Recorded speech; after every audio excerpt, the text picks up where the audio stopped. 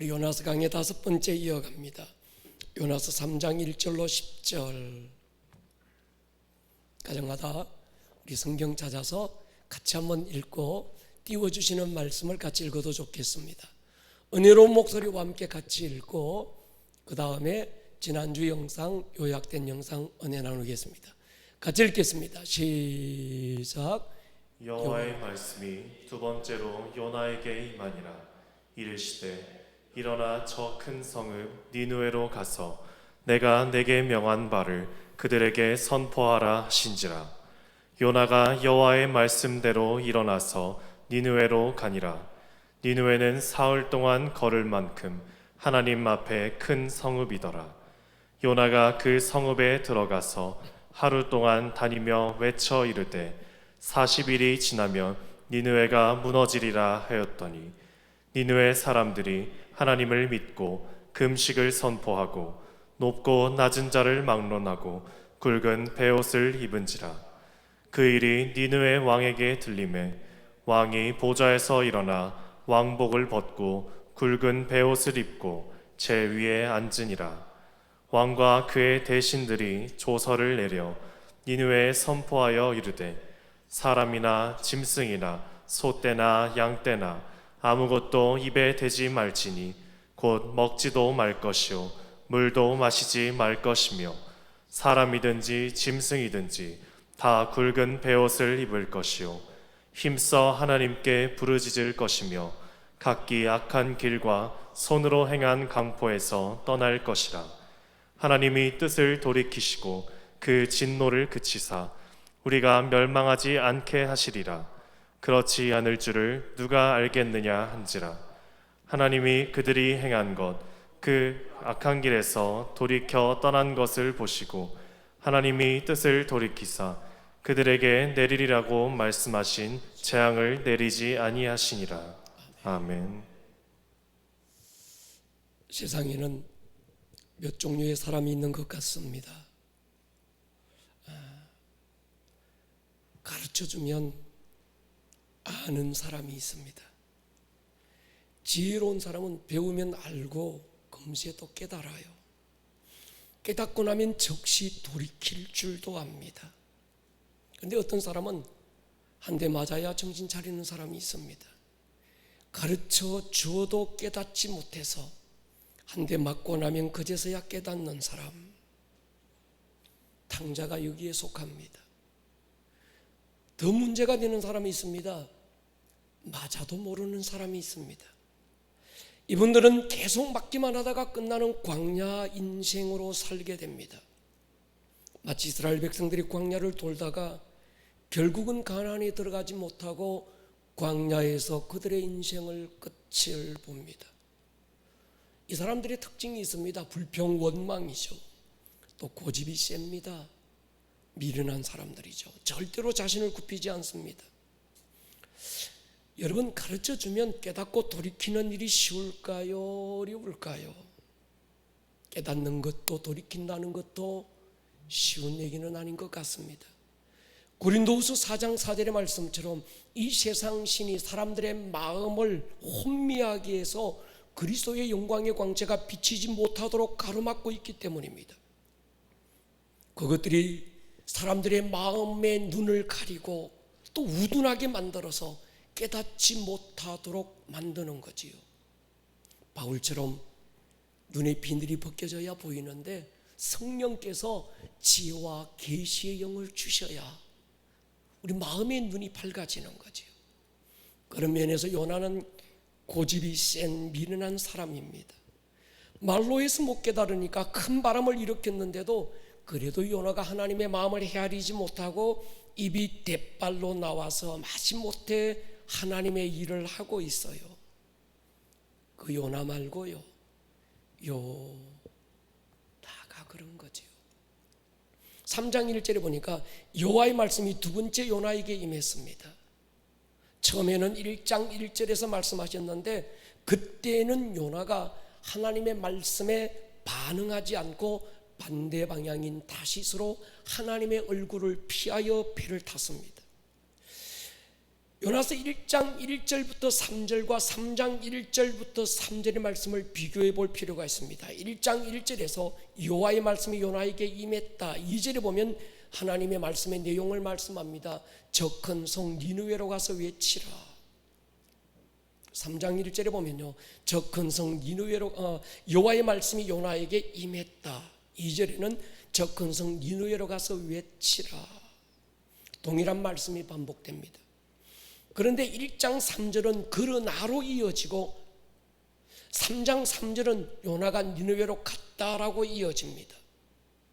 우리에게 하나님의 말씀이 임할 때 두 가지 반응이 있을 수 있습니다. 1장 1절의 요나처럼 그러나 라로 반응할 수도 있고 3장 1절의 말씀, 2절의 말씀처럼 말씀하신 대로 반응할 수도 있지요. 우리에게 하나님의 음성이 들릴 때 있습니다. 우리가 하나님의 말씀을 읽어낼 때 있잖아요. 그 말씀을 우리가 재해석하려고 할 필요가 없습니다. 하나님의 말씀은 영이고 생명입니다. 하나님의 말씀은 진리지요. 영과 진리는 변하지 않는 걸 말합니다. 시간과 공간의 지배를 받지 않는다는 말이지요. 수천 년 전 그 시대 사람들, 그들에게도 하나님의 말씀은 진리였지만 오늘 이 시대를 살고 있는 우리에게도 하나님의 말씀은 동일한 진리가 됩니다. 그 시대 사람들도 그 말씀으로 믿음을 가졌고 구원을 받았습니다. 오늘 우리도 마찬가지죠. 하나님의 말씀, 동일한 말씀으로 믿음을 가졌고 구원을 받고 있습니다. 과학과 문명이 아무리 발달해도 하나님의 말씀은 진리입니다. 그 말씀은 생명이지요. 말씀을 소리내서 읽는 것만 해도 그 말씀의 능력을 경험할 수 있습니다. 우리가 어쩌다가 깊이 묵상이 안 돼도 괜찮습니다. 읽다가 졸려서 앞에 무슨 말씀을 읽었는지 이해도 안 되고 기억이 없어도 괜찮을 수 있습니다.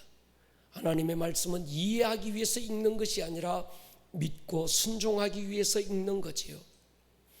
우리는 지난주로 8번째 성경 통독을 끝마쳤습니다. 뿐만 아니라 그날 읽어낸 말씀을 나의 기도로 압축해서 하나님께 올려드렸습니다. 이 엄청난 영적 자원의 파워가 지금 당장에는 안 나타날 수 있습니다. 그러나 살아가다 보면 인생의 어떤 결정적인 순간에 오늘 읽어냈던 그 말씀의 능력이 우리를 어떻게 일으키시는지 보게 될 것입니다. 어떤 우리 교회 연재 되신 권사님이 그런 간증을 하셔서요, 평소에는 목사님의 설교가 아무리 들으려고 해도 안 들려서 힘들었는데 성경을 읽기 시작하면서 그분들의 마음에 목사의 설교가 들려온다고 고백했습니다. 여러분, 설교, 하나님의 말씀은 말씀을 읽는 자에게 들려옵니다. 계시록 1장 보십시오. 3절에 보면요, 우리 같이 한번 읽겠습니다. 시작. 이 예언의 말씀을 읽는 자와 듣는 자와 그 가운데 기록한 것을 지키는 자는 복이 있나니 때가 가까움이라. 누가 복이 있는가 하면 세 가지 종류의 사람이 복이 있습니다. 말씀을 읽는 자가 복이 있습니다. 저는 말씀을 소리내서 읽기만 했는데 암이 떨어지고 세상의 독이 빠져나갔다는 간증을 많이 들었습니다. 그 말씀을 소리내서 읽기만 했는데 다쳤던 상황이 돌파가 됐다 간증하는 걸 많이 들었습니다. 여러분, 우리가 하나님의 말씀을 읽는 자가 복이 있습니다. 그런데 또 듣는 자도 복이 있습니다. 우리가 말씀을 소리내서 읽을 때 가장 먼저 듣는 건 다른 사람이 듣는 게 아니라 자기 영혼이 듣습니다. 말씀을 듣는 자기 자신이 복이 될 것입니다. 또 마지막으로 이 말씀을 지키는 자가 복이 있다고 그랬습니다. 말씀을 행하는 자가 복이 있다는 말씀이기도 하지만 영어 성경에는 keep, 간직하다, 보관하다, 지킨다라고 번역이 되었습니다. 지키라는 말씀은 누군가가 이 말씀을 빼앗는 존재가 있다는 걸 전제로 하는 겁니다. 신명기에서 보면 하나님이 이스라엘 백성들에게 끝없이 반복하는 말씀이 있습니다. 지켜 행하라, 지켜 행하라, 지켜 행하라. 행하라라고 말씀하기 전에 반드시 먼저 지키라는 말씀을 먼저 주고 있습니다. 우리가 말씀에 순종하고 행할 수 있는 길은 먼저 말씀을 내가 간직하고 지킬 수 있어야 합니다. 마태복음 13장 19절에 보면요, 아무나 천국 말씀을 듣고 깨닫지 못할 때는 악한 자가 와서 그 마음에 뿌려진 것을 빼앗는다. 우리 마음에 뿌려진 건 하나님의 말씀이지요. 그걸 씨라고 표현했습니다. 그런데 우리 마음에 뿌려진 하나님의 말씀을 빼앗는 악한 자가 있다는 거예요. 내 마음에 뿌려진 하나님의 말씀을 빼앗기지 않고 지켜야 되는데, 지킬 수 있는 유일한 길은 하나님의 말씀을 내 입으로 읊조리고 소리내서 읽는 것입니다. 영적 전쟁의 승리는 하나님의 기록된 말씀을 내 입으로 소리내서 선포하는 데 있습니다. 그래서 우리는 내일부터 다시 9차 성경 읽기에 도전할 것입니다. 하루에 10장씩 어린아이부터 온 어른에 이르기까지 다시 시작할 것입니다. 성경을 소리내서 읽어가는 이 소중한 일을 절대로 포기하지 말아 주십시오. 어쩌다가 중간에서 조금 뒤처진 분도 계실 거예요. 다시 시작하면 됩니다. 다시 시작하면 함께 갈 수 있습니다. 지금 니느웨 성이 크고 인구가 많기 때문에 하나님이 요나를 보내시는 건 아닐 텐입니다. 하나님을 떠났고 죄악으로 가득한 그들이라도 버리실 수가 없는 하나님의 사랑이 요나를 끝없이 그 성으로 몰아내고 있는 거지요. 오늘 우리가 은혜롭게 찬양했던 것처럼 내 백성이 나를 떠나 돌아섰지만 내 사랑이 내 백성을 포기할 수 없어서 내 모든 걸 내어주고 그들을 얻고 싶은 하나님의 사랑, 이 사랑이 이기는 거지요. 사랑은 절대 지지 않습니다. 여러분 보십시오. 저는 이 요나스를 묵상하다가 착각한 게 하나가 있더라고요. 큰 물고기가 요나를 삼키고 있다가 이 물고기가 니느웨 바다 앞까지 가서 요나를 토해낸 줄 알았는데, 지도를 보면서 알게 된 건 니느웨는 바다가 없어서입니다. 지도 한번 띄워봐 주십시오. 니느웨라는 저 수도에서 바다까지 가는 길은 굉장히 먼 거리입니다. 무슨 말씀인가 하면, 물고기가 요나를 니느웨에 토해낸 게 아니라 니느웨는 상당히 먼 곳에 토해냈다는 거지요. 제가 볼 때 아마 그 바닷가 해변에서 니느웨까지는 사흘길 정도는 밤낮으로 걸어가야 도착할 수 있는 거리입니다. 생각해 봤습니다. 니느웨로 가는 길이 바닷가에서 멀다고 할 때 그 먼 길 사흘길을 걸어가면서 요나의 마음은 굉장히 복잡했을 것만 같습니다. 아브라함이 하나님의 명령을 받고 아들 이삭을 번제로 드리기 위해서 가던 길 사흘길입니다. 하나님은 가까운 어더 야산에서 아들을 번제로 바치라고도 하실 수 있지 않았을까요? 그런데 왜 하필이면 사흘길을 걸어야 되는 먼 곳 모리아 산에서 이삭을 바치라고 했던 이유가 뭘까요? 그 사흘이 아브라함 아버지에게 얼마나 고통스러울 것인지 하나님은 모르셨던 것일까요? 아브라함은 그 사흘길을 걸어가면서 무슨 생각을 했을까요? 이삭의 입장에서 보면 아버지 얼굴이 다른 때와는 다르게 그늘지고 굳어 있었습니다. 전에 다른 때 같았으면 이런저런 말씀들을 아버지가 많이 했습니다. 아들아 말이야, 번제는 말이야 이런 거야, 양을 잡을 때는 이렇게 잡는 거야, 우리가 하나님 앞에 양을 잡아드리는 이유는 바로 이런 거야. 오래전에 하나님께서 내게 나타나셔서 이렇게 말씀했어, 그리고 이런 약속을 했어. 뭔가 사흘길 사랑하는 아들과 눈을 마주하고 아버지 아브라함은 많은 걸 가르치고 얘기를 했었습니다. 그런데 오늘은 뭔가 분위기가 그때와는 너무도 다릅니다. 그리고 전에 항상 가지고 갔던 어린 양이 보이지 않습니다. 아들이 물어요. 아버지, 불과 나무는 있는데 번제할 어린 양은 어디에 있습니까?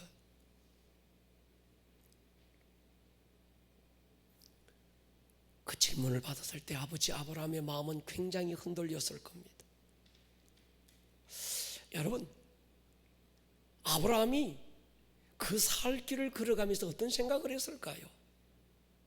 요나가 그 사흘길 니느웨로 걸어가면서 무슨 생각을 했을까요? 성경은 침묵하고 있지만 그 침묵 안에는 우리가 상상하기 어려운 어떤 굉장히 큰 의미가 담겨 있지 않을까요? 신앙생활에서 이 과정이 저는 중요하다고 봅니다.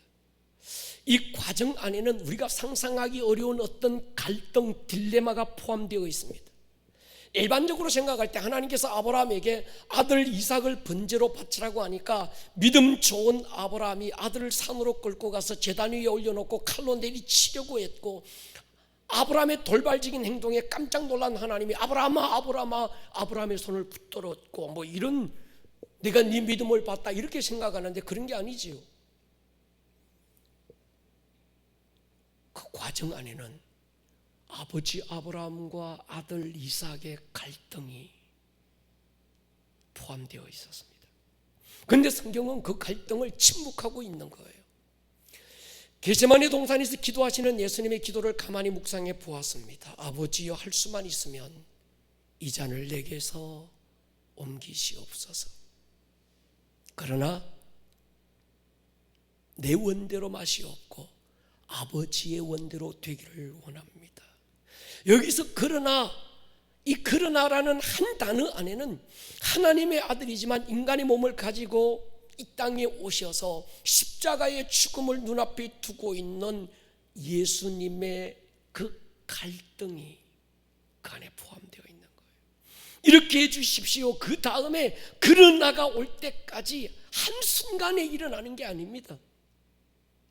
과정들이 있는 거지. 모세 보십시오. 애굽 왕궁에서 40년 최고의 교육과 훈련을 받고도 하나님이 부르셨을 때 이 과정을 통과합니다. 하나님, 나 그런 인물 못 됩니다. 자격 없습니다. 보낼 만한 자를 보내십시오. 그런데 하나님은요, 과정은 기억하지 않아요. 하나님은 결과에 관심이 있습니다. 우리가 믿음의 길을 걸어갈 때, 부르심 받고 하나님의 일을 할 때도 갈등이라는 과정이 틀림없이 있습니다. 이 갈등을 두고 믿음이 없느니 기도를 안 하느니 이런 말로 정죄하고 판단하지 말아야 됩니다. 아브라함에게도 이 갈등이 있었고 요나에게도 이 과정이 있었습니다. 성경은 이 과정에 대해서 침묵하면서 별로 중요하게 여기고 있지 않습니다. 믿음의 전당 히브리서 11장을 읽어보십시오. 그런 내용은 아무것도 없습니다. 다만 그들이 이겨낸 결과를 들고 하나님은 기억하고 있습니다. 아브라함이 그랬던 것처럼 요나도 니느웨로 가는 길이 얼마나 걸렸는지 정확하게는 기록되어 있지 않지만 그 길에서 많은 생각을 했을 것만 같습니다. 어떻게 목사님이 요나의 마음을 그렇게 잘 압니까? 제가 잘 압니다. 제가 바로 그 요나이거든요. 내가 가서 외친다고 그들이 회개하고 하나님께 돌아올까? 회개하지 않고 자신들을 협박했다고 나를 헤아리고 할지도 모르는 일 아닐까? 그들이 어떤 사람들인데, 그래 차라리 회개하지 않고 완악해서 심판받는다면 다행인데, 만약 그들이 회개라도 한다면 어떻게 하지? 하나님의 성품을 너무나도 잘 알고 있던 요나였습니다. 그들이 회개하고 돌이키면 긍휼에 풍성하신 하나님은 틀림없이 그들을 다시 품에 안으실 것이라는 것을 요나가 너무 잘 알고 있었던 거지요. 만약에 이들이 멸망받지 않는다면 그들에게 착취당하고 고통받았던 지난날의 상처와 아픔을 어디 가서 누구에게 보상을 받을까? 성경은 나홈스에서 니느웨를 이렇게 표현했습니다. 3장 1절에 보면요, 같이 한번 읽겠습니다. 시작. 진저 피의 성이요, 그 안에는 거짓이 가득하고 포악이 가득하며 탈취가 떠나지 아니하는도다. 예, 여기서 피의 성이 아수르의 수도인 니느웨, 오늘 본문에 나오는 그 성입니다. 수많은 사람들의 피를 흘리고 세워진 도성이 니느웨입니다. 그 성에는 거짓과 살인과 죽음과 온갖 우상들로 가득했던 바로 그런 도시였습니다. 요나의 입장에서 그들이 회개하고 돌아와도 문제고 회개하지 않아도 문제입니다. 이런저런 복잡한 딜레마 속에서 마음에 없는 길을 요나가 터벅터벅 걷고 있습니다. 그런 마음으로 갔으니 무슨 영혼이 담겨 있는 선포를 했을까요? 사흘 길을 걸어야 될 만큼 큰 도성이 니느웨인데 요나는 하루만 가고 맙니다. 그리고 대충 하나님의 뜻을 선포하고 말아요. 3절 4절에 보십시오. 요나가 여호와의 말씀대로 일어나서 니느웨로 가니라. 니느웨는 사흘 동안 걸을 만큼 하나님 앞에 큰 성읍이더라. 요나가 그 성읍에 들어가서 사흘이 아닙니다. 하루 동안만 다니고 외칩니다. 그리고 하는 말을 들어보십시오. 40일이 지나면 니느웨가 무너질 것이다. 영혼이 없습니다. 요나의 선포에 하나님의 마음이 전혀 느껴지지 않습니다. 40일이 지나면 하나님께서 이 성을 심판한다고 했습니다. 그러나 하나님은 긍휼이 풍성하신 분입니다. 하나님은 자비가 한이 없는 분입니다. 지금이라도 돌이키시면 당신들이 살 수 있습니다. 뭐 이 정도는 해줘야 되는 것 아니냐는 거예요. 그런데 요나는 그냥 하나님이 심판한다 끝땡 이러고 그냥 말아버려요. 여러분, 성경은 문자가 아니거든요. 성경을 하나님의 편지라고 그럽니다. 편지는 글자가 아니라 그 글자 안에 담긴 보낸 이의 마음을 읽을 수 있어야 합니다. 우리가 글자를 읽는 것이 아니라 그 글자 안에 담겨있는 하나님의 마음을 읽어야 되는 거지요. 이 문자는 그래서 한계가 있습니다. 인격과 인격이 대면하고 만나서 표정과 말로 전해져야 소통이 되거든요. 근데 문자는 사람의 마음을 그대로 전하는 일에 한계가 있습니다. 같은 글인데도 다르게 느낄 수 있습니다. 그래서 우리가 성경을 읽을 때 묵상이라는 과정이 중요합니다. 깊은 묵상은 내가 읽은 그 문자 안에서 하나님의 마음이 내 안에 담겨지는 거거든요. 그래서 같은 말씀을 읽지만 어제와 다르게 느껴지는 이유가 있습니다. 요나가 사흘 길을 걸어야 될 만큼 큰 성읍에서 하루만 다니고 전하는 내용도 너무나도 단순합니다. 40일 후에 니느웨가 무너진다, 이 네 마디 말만 합니다. 말은 누가 많이 하는 거면 니느웨 왕이 훨씬 더 말이 많습니다. 요나가 전하는 말보다 믿음 없는 니느웨 왕의 말이 더 진정성 담긴 하나님의 마음과 같습니다.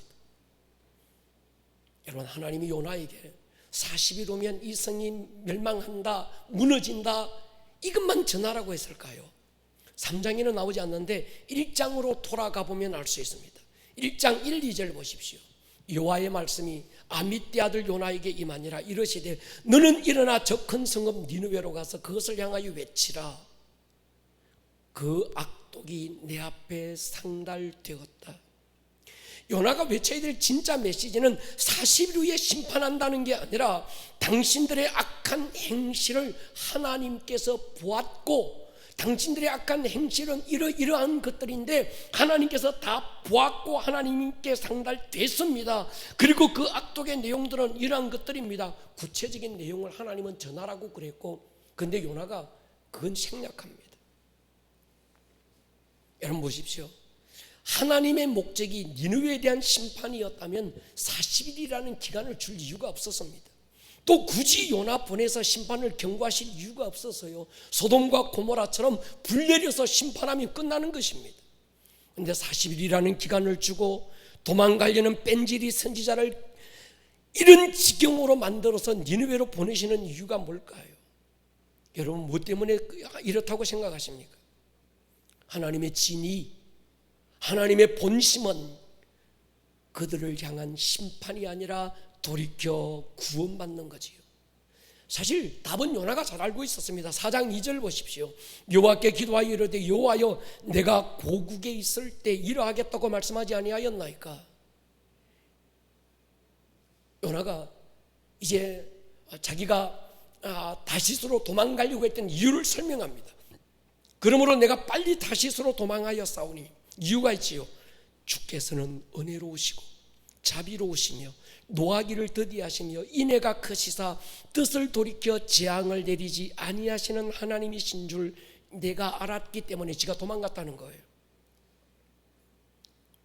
그렇다면 하나님의 마음이 무언지를 알고 있었던 요나라면 요나의 믿음의 선포는 짧아서는 안 됩니다. 하나님은 인애가 크시고 사랑이 한이 없으시고 하나님은 노하기를 더디하시는 분입니다. 지금이라도 회개하면 하나님이 뜻을 돌이킬 준비가 이미 다 됐습니다. 당신들이 돌아서기만 하면 하나님이 당신들을 다시 안으실 것입니다. 4장 10절 11절 보십시오. 이 한마디 속에 요나가 선포해야 되는 말씀이 있는 거지요. 우리 같이 한번 읽겠습니다. 시작. 여호와께서 이르시되 내가 수고도 아니하였고 재배도 아니하였고 하룻밤에 났다가 하룻밤에 말라버린 이 박넝쿨을 아꼈거든. 하물며 이 큰 성읍 니느웨에는 좌우를 분별하지 못하는 자가 12만여 명이요 가축도 많이 있나니 내가 어찌 아끼지 아니하겠느냐 하시니라. 요나는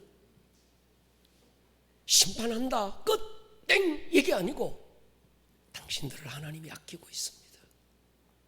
뜻을 돌이키시는 하나님입니다. 하나님이 이런 분이라는 걸 요나는 그 성에 선포했어야 했습니다. 여러분, 하나님은 이런 분이죠. 하나님의 은혜는 우리가 알고 상상할 수 있는 모든 상상을 초월합니다. 요엘서 보십시오. 2장에 보면요, 너희는 옷을 찢지 말고 마음을 찢으라.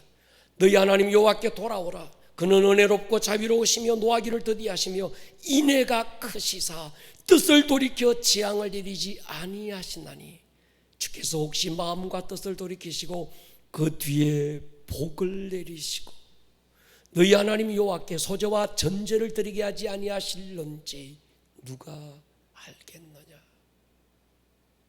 하나님은 이런 분이라는 거죠. 예레미야서도 보십시오. 내가 어느 민족이나 국가를 뽑거나 부수거나 멸하려 할 때 만일 내가 말한 그 민족이 그의 악에서 돌이키면 내가 그에게 내리기로 생각하였던 재앙에 대하여 뜻을 돌이킬 것이다.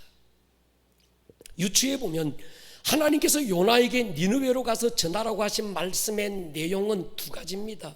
하나는 너희 죄악이 하나님께 상달돼서 하나님이 심판하기로 결정했다는 것. 두 번째가 있습니다. 지금이라도 회개하고 돌이키면 용서하겠다는 거지요. 그런데 요나는 반만 전합니다. 뒷부분이 진짜 복음이고 하나님의 진리인데 진짜는 생략하고 심판만 선포해버리고 끝납니다. 요나가 니느웨 성을 돌아다니면서 40일 후에 하나님께서 이 성을 심판하신다고 했을 때 니느웨 사람들의 반응을 보십시오. 5절에 보면요, 니느웨 사람들이 하나님을 믿고 금식을 선포하고 높고 낮은 자를 막론하고 굵은 베옷을 입었다. 여기서 니느웨 사람들이 하나님을 믿고 금식을 선포하고 높은 자부터 낮은 자들까지 남녀노소 막론하고 모든 백성들이 베옷을 입고 회개했다고 그럽니다. 뿐만 아니지요, 이 소식을 나중에 왕이 듣습니다. 그리고 왕이 왕의 자리에서 내려와서 왕의 옷을 벗고 베옷을 함께 입고 제위에 앉아 무릎을 꿇고 회개합니다. 세상에 이런 일이. 여기서 말씀하고 싶은 핵심은 어떻게 이런 일이 가능할까 여기에 있지 않습니다. 성경의 핵심은 두 가지에 집중되고 있습니다. 베옷은 우리로 치면 옛날 부모님이 돌아가실 때 입는 상복이지요. 옛날 어른들은 부모님이 돌아가셨다라고 하면 자식들은 모두 죄인으로 여겨져서 굵은 배로 만든 상복을 입혔고 고글하게 했습니다. 제가 볼 때 니느웨 성의 사람들이 처음부터 요나의 선포를 듣고 베옷을 입고 회개하지는 않았을 것 같아요. 왜요? 그들은 피의 민족이거든요. 거짓, 술수, 잔인할 정도로 매정했고 피도 눈물도 없던 강팍했던 민족이 니느웨입니다. 그런 사람들이 어디서 왔는지 정체도 모르는 사람 하나 나타나서 하나님이 성을 심판한다 그 얘기 듣고 기다렸다는 적시로 반응하고 회개하고 이러지는 않았을 것 아니냐는 거지요. 아마도 이런저런 과정들이 있었을 테지만 성경은 그것 또한 침묵하고 있습니다. 하나님은 과정이 아니라 결론에 관심이 있습니다. 그들이 이런저런 과정들, 갈등들이 있었을 것이지만 하나님은 그들이 회개했다는 데 초점을 두고 있지요. 우리도 마찬가지입니다. 우리가 살면서 이런저런 갈등의 과정들 있을 수 있지만 회개하고 예수님 영접하고 하나님의 자녀가 되었다는 한 가지 외에는 하나님께 중요한 건 아무것도 없습니다. 우리가 예수 믿기 전에 어떻게 살았던지, 우리가 무슨 죄를 지었는지, 얼마나 악하게 살았는지, 얼마나 세상에서 초라해지고 부끄럽고 냄새나는 삶을 살았는지 하나님은 관심이 없다는 거지요. 기억 속에서 완전히 지워버린 하나님의 헤세드, 사랑이 크신 거지요. 만약에 지금 이 시대 여러분 생각해 보십시오. 어느 누군가가 거리를 돌아다니면서 아니지요, 이 목사가 지금 인천 뭐 동성로에 나가가지고 아니면 저기 뭐 서울 시내 한복판에 나가가지고 하나님께서 대한민국을 40일 후에 심판한다고 외치고 다니면 사람들이 어떻게 반응할까요? 저거 미친 거 아니야? 예수님도 그렇게 말씀했습니다. 마태복음 12장 보십시오. 심판 때 니느웨 사람들이 일어나 이 세대 사람들을 정죄하리니 이는 그들이 요나의 전도를 듣고 회개했지만 요나보다 훨씬 더 큰 이가 여기 있다는 겁니다. 무슨 말씀인가 하면 요나의 설교를 듣고도 니느웨 성의 사람들이 제 위에 앉고 비옷을 입고 회개했는데 요나보다 훨씬 더 크신 하나님의 독생자가 직접 와서 복음을 전하는데도 예수님 당시의 사람들은 예수님을 영접하지 않았다는 거예요. 그래서 예수님이 이런 비유를 들어주셨습니다. 어떤 한 주인이 포도원을 만들고 농부에게 세를 주고 자신은 타국으로 떠납니다. 그리고 얼마의 시간이 지나서 포도원의 소출을 받기 위해서 하인들을 보내지요. 그런데 농부들은 세는 안 주고 주인이 보낸 종들을 때리고 빈손으로 돌려보냅니다. 주인은 다른 종들을 또 보냈는데 마찬가지로 종들을 때리고 심한 모욕을 주고 돌려보냈습니다. 결국 주인은 이렇게 생각합니다. 마가복음 12장 6절에 보면요, 같이 한번 읽겠습니다. 시작. 이제 한 사람이 남았으니 곧 그가 사랑하는 아들이라. 최후로 이를 보내며 이르되 내 아들은 존대하리라 하였더니. 여기서 키워드가 있습니다. 최후라는 단어입니다. 그리고 내 아들이라는 단어지요. 이야기를 하면서 주님이 묻습니다. 포도원 주인이 어떻게 하겠느냐? 이유가 있습니다. 그 농부들이 먼저 보낸 종들은 때리고 모욕을 주고 그냥 살려서 돌려보냈는데 아들이 왔을 때는 이는 상속자이기 때문에 죽여버리자는 거예요. 그리고 포도원 밖으로 던져버리고 말았습니다. 그러면서 예수님이 하시는 말씀이 있어요. 건축자들의 버린 돌이 모퉁이의 머릿돌이 되었다. 먼저 보낸 종들은 선지자들이고 마지막 아들은 예수님을 말합니다. 하나님은 구약시대에 많은 선지자들을 보냈습니다. 그런데 이스라엘 강팍했던 그들은 하나님이 보내신 종들의 이야기를 듣지 않았습니다. 하나님이 마지막으로 내 아들을 보내면 저들이 공경할 것이다. 그런데 그 아들마저 십자가에 못 박고 죽이고 말았습니다. 하나님께는 최후 더 이상 보낼 사람이 없습니다. 아들 예수님은 하나님의 은혜의 마지막 수단이었습니다. 복음은 어떤 면에서 마지막 은혜의 수단입니다. 복음 안에는 하나님의 긍휼이 가득하고 복음 안에는 하나님의 사랑이 가득하지만 또 다른 한편으로 복음은 무서운 경고, 최후 통첩입니다. 그런 면에서 요나의 설교를 듣고 회개하고 비옷을 입은 니느웨 사람들은 오늘 이 시대 사람들과 비교해 보면 훨씬 덜 완악한 것 아닐까요? 어찌 보면 오늘 이 세대가 피해 도성 니느웨보다 훨씬 더 강박하고 훨씬 더 완악한 세대 아닐까요? 본문으로 돌아가 봅니다. 지금 성경이 우리에게 말씀하고 싶은 핵심은 니느웨 성의 반응이 아니라 요나의 반응이죠. 전에도 말씀드렸듯이 니느웨 성의 사람들의 반응을 말씀하고 싶으셨다면 요나서는 이렇게 1장부터 4장까지 구구절절 기록될 이유가 없었습니다. 하나님의 관심은 니느웨가 아니라 요나에게 집중되어 있는 거지요. 그래서 요나서의 마지막 장 마지막 절은 요나의 반응으로 끝이 납니다. 한 가지죠. 요나 안에 하나님의 마음이 없었다는 거예요. 하나님의 마음이 없이 자기 의로움에 사로잡힌 사람들은 요나처럼 될 수 있습니다. 성전에서 기도하는 두 사람의 비유를 주님이 들었습니다. 한 사람은 바리새인이고 다른 한 사람은 공식적 죄인으로 낙인된 세리였습니다. 성경은 바리새인의 기도를 먼저 등장시킵니다. 그의 기도를 보면요, 시작을 이렇게 합니다. 하나님, 나는 저 세리와 같지 않음을 감사합니다.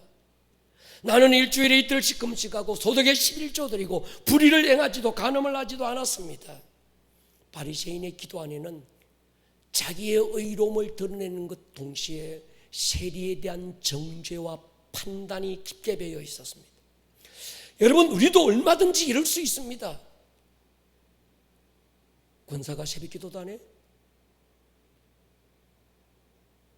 집사가 11조도 안 해? 그만큼 믿었는데도 주일 성수도 어떻게 안 해? 그 안에는 나는 11조도 하고 나는 기도도 하고 나는 주일 성수도 한다는 자기 의로움도 배어 있다는 거예요. 여러분, 우리 마음을 좀 넓혀야 합니다. 교회가 굉장히 이기적입니다. 하나님은 교회 안에 우리만 사랑할까요? 교회 밖에 그들도 사랑하실까요? 하나님의 독생자 예수님은 교회 안에 우리만 위해서 피 흘리신 걸까요? 그들을 위해서는 십자가를 지지 않았을까요?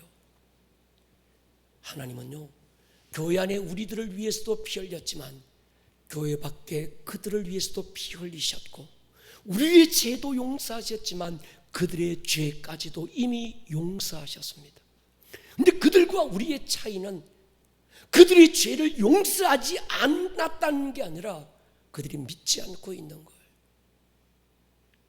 하나님의 독생자가 와서 그들이 하나님에 대한 지식을 가지기도 전에 하나님에 대한 또 다른 그 믿음을 가지기도 전에 그들을 위해서 갈보리 언덕 십자가 위에서 그 아들을 보내서 가슴을 찢고 피를 쏟아 너희들의 죄까지도 용서했다는 사실을 믿지 않는 것이 오늘 그들로 하여금 불신앙의 죄가 되게 하고 있는 거지요.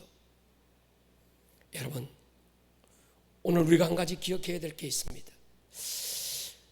니느웨 성의 백성들이 먼저 회개했을까요? 아니면 왕이 먼저 회개했을까요? 역사에 왕이 먼저 돌이킨 예는 별로 없습니다. 저는 개인적으로 지금 우리나라의 시국적인 상황을 들고 볼 때 정치인들이 집권당 여당이 아니면 대통령이 저들이 먼저 하나님 앞에 무릎 꿇고 회개하기를 기다리는 건 불가능합니다. 니느웨 성이 그랬습니다. 먼저 국민들 전체는 아니더라도 믿는 교회들이 깨어나야 될 때입니다. 교회가 먼저 회개하고 교회가 먼저 옷이 아니라 마음을 찢고 베옷을 입고 굵은 재 위에 앉아서 하나님 이 나라의 민족을 긍휼히 여겨주십시오.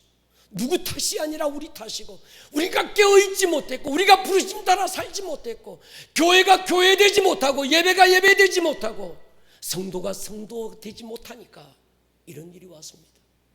우리가 먼저 하나님 앞에 무릎 꿇으면 하나님께서 이 모습 보시고 왕의 고관 대작들의 마음을 움직이셔서 니느웨 성에서 그러하셨던 것처럼 살 길을 열어주지 않을까요? 얼마 전에 교회 밴드의 유튜브 영상 하나를 올렸습니다. 전북 도의원 나의원에 대한 영상이었습니다. 이분은 장로님입니다. 모두가 침묵하고 전북도 모든 의원들이 포괄적 차별금지법을 통과시키려고 알고 있을 그때 이분이 혼자서 손을 들었어요. 이분도 처음에는 자신의 의견에 사람들이 동의할 거라고 생각을 못했답니다. 1%도요. 다만 내가 장로니까 포괄적 차별금지법이 하나님 앞에 얼마나 잘못된지를 알고 있기 때문에 여기서 나마저 침묵하고 있으면 안 되겠다는 신앙적 작은 양심 하나가 손을 들어 자기의 뜻을 얘기했고 그 얘기를 듣는 순간에 대부분의 모든 전북 도의원들이 자기의 말에 동의해 주어서 대한민국에서 최초로 포괄적 차별금지법이 통과되는 걸 막았던 그런 아름다운 영상이었습니다.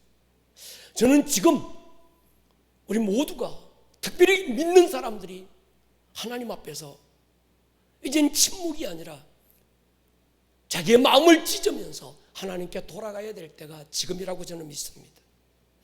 니느웨 왕이 달라졌습니다. 조서를 내리지요. 7절 8절 보십시오.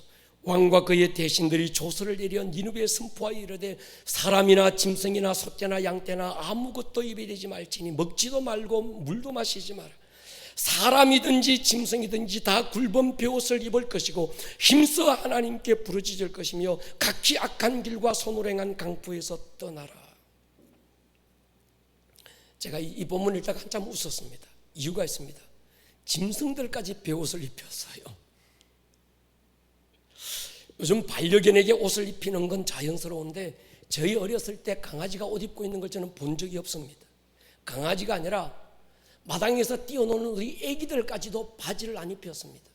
아니면 겨우 바지 하나 입혔는데 보면 아래가 터져 있는 바지를 입혔어요. 누가 봐줄 사람이 없으니까 엄마 아빠 다 들어가서 일하지요. 애들 혼자서 마당에서 노는 겁니다. 바지가 터져 있으니까 거기서 쉬하고 응가하고 다 하는 거지요. 그러면 아기가 응가하고 있으면 엄마가 워리워리 불러요. 그러면 강아지가 뛰어와서 얼마나 맛있게 먹는지. 그래서 그 개를 무슨 개라고 불렀습니다.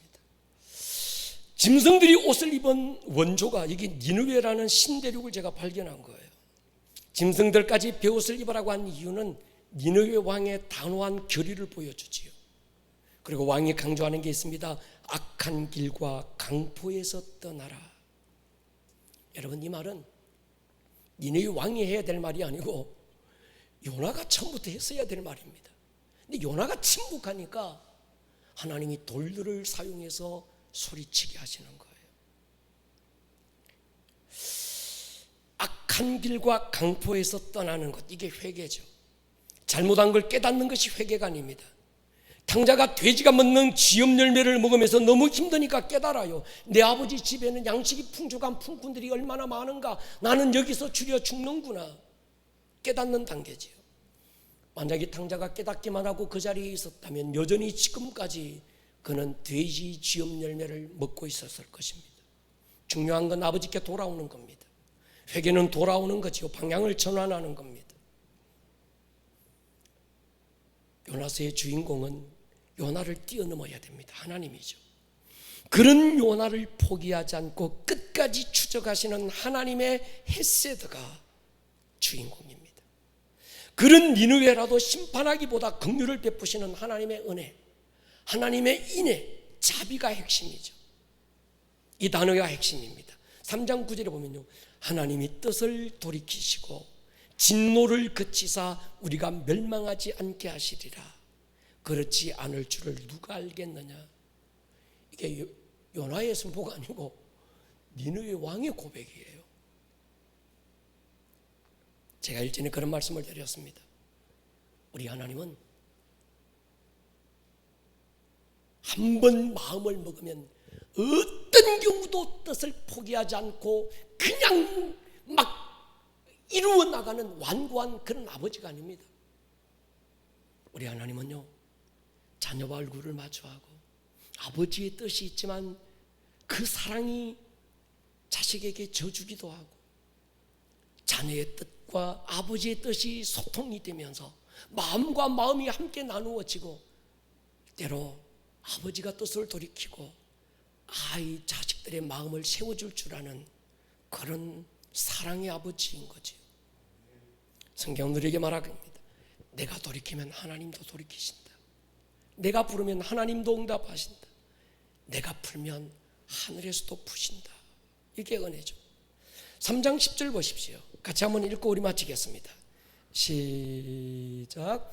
하나님이 그들이 행한 것 곧 그 악한 길에서 돌이켜 떠난 것을 보시고 하나님이 뜻을 돌이키사 그들에게 내리리라고 말씀하신 재앙을 내리지 아니하시니라. 아멘. 하나님이 뜻을 돌이키사. 제가 이 말씀을 묵상하다가 기도가 됐습니다. 하나님,